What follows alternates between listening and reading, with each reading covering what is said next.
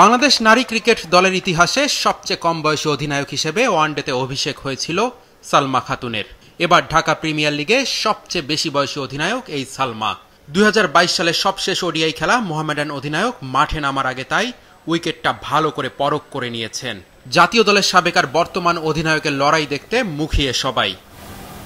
প্রথমে ব্যাট করতে নেমে শেলটেক ক্রিকেট একাডেমি 249 রান করে। 83 রানের ইনিংস খেলেছেন সুমাইয়া আক্তার।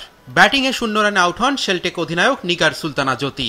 নিজে ব্যর্থ, তবু চ্যাম্পিয়ন দলকে হারিয়ে দারুণ উচ্ছ্বসিত জ্যোতি। ডিপিএল এর পাশাপাশি জ্যোতির আগ্রহ ছেলেদের চলমান চ্যাম্পিয়ন্স ট্রফি নিয়েও। ভারতের বিপক্ষে বাংলাদেশের ম্যাচে টাইগারদের পক্ষেই তার বাজি। যেসব উইকেটে আমরা খেলবো টপ অর্ডারের রানটা করা অনেক বেশি ইম্পর্টেন্ট।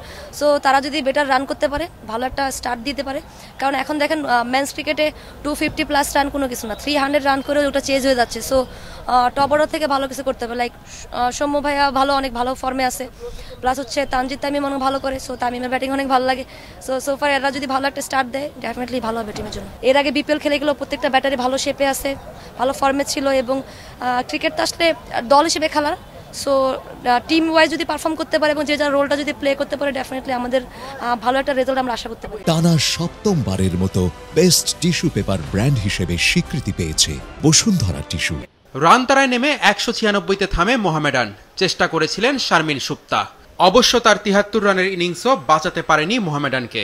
শুরুতে আমরা একটা বড় টিমের সঙ্গে খেলছি, আপনি বলতে পারেন টুর্নামেন্টে যদি কয়েকটা প্রতিপক্ষ ভালো হয় তার মধ্যে অন অফ দেম, তো হয়তো ম্যাচটা লুজ করছি আজকে। হয়তো আমরা ব্যাটাররা আমাদের ব্যাটিংটা ভালো করতে পারিনি, পার্টনারশিপটা ওভাবে হয়নি, বাট টুর্নামেন্টে এখনও অ্যালাইভ আছে, আমরা এখনও লুক ফরওয়ার্ড। তবে আমার এই রানটা অবশ্যই আত্মবিশ্বাস দিবে নেক্সট ম্যাচের জন্য। 3 ভেন্যুতে শুরু হয়েছে মেয়েদের প্রিমিয়ার লিগ। বিকেএসপিতে বাংলাদেশ পুলিশকে 4 উইকেটে হারিয়েছে আবাহনী। অন্য ম্যাচে খেলাঘর সমাজ কল্যাণকে 7 উইকেটে হারিয়েছে গুলশান ইউথ ক্রিকেট দল।